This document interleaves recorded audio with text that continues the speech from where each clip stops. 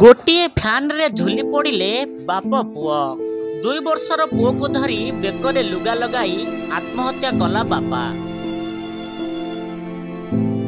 हाँ दर्शक बंधु, दुनिया देखिनी निष्पाप शिशु जो बापर हाथ धरी बाट चली था से बापा हाथ रे आज झुली पड़ा मृत्यु मुखरे।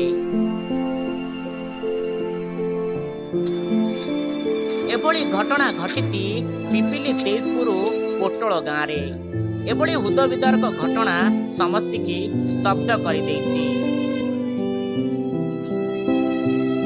आत्महत्या पछरे पारिवारिक कलह थिबा संदेह करा जाउथिबा बेले घटनास्थल में पिपिली पुलिस एवं साइंटिफिक टीम पहुंची तदंत जारी रखिछि। सूचना मुताबक पिपिली तेजपुर पोटल ग्रामर दीपक पाणी तांकर 2 वर्षर शिशुपुत्र को धरी बेकरे लुगा लगाई आत्महत्या करिसंती।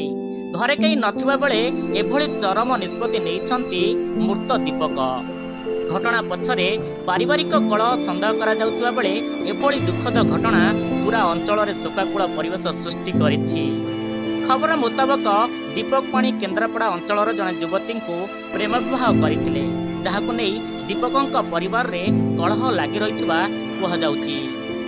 Puri Pipili Ramesh Chandra Behera report, HR TV Odia. Rabindra Palli बणजा से रोला बाहर रोला भुवनेश्वर रोला तापर मेडिकल रे पूरा देह खराब है सीटी रहीगला मसे 1.5 मास आईसी पूरा रहा जहाँ पैसा होता सब खर्च खर्च होगा। तापर सी जहाँ गोटे लव मैरेज करता सी अदर छाड़ी पड़ेगा। फिर फोन फान कर सेटिंग कर घिनिक घर को आइला आनिया फेणे गोटे दिन अच्छी सी तार पड़ेगा सी तो पड़ेगा ता पचे ये गला सी गला ये देखी जीवन नारदेला।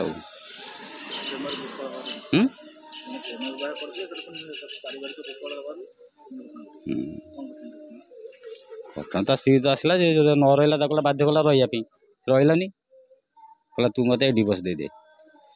रात को प्रार्थना कले सकाल से पड़ेगा ये तो संध्या को रसी लगेदेला। दीपक पाणी से आगु बाहर भुवनेश्वर रोते पुअर देह खराब था मेडिकल थे गत 3-4 दिन हम से गाँव को आसते स्त्री सहित कौन टे कलह था जहाँ प्रिलिमिनारी तदंत जापर।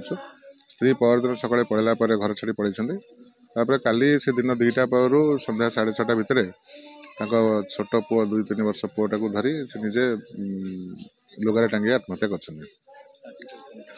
आज आम साइंटिफिक टीम और मास्टर प्रेजेंस इनक्वेस्ट कर बाकी तदंत चलती बर्तमान पोस्टमार्टम करने पठेबू।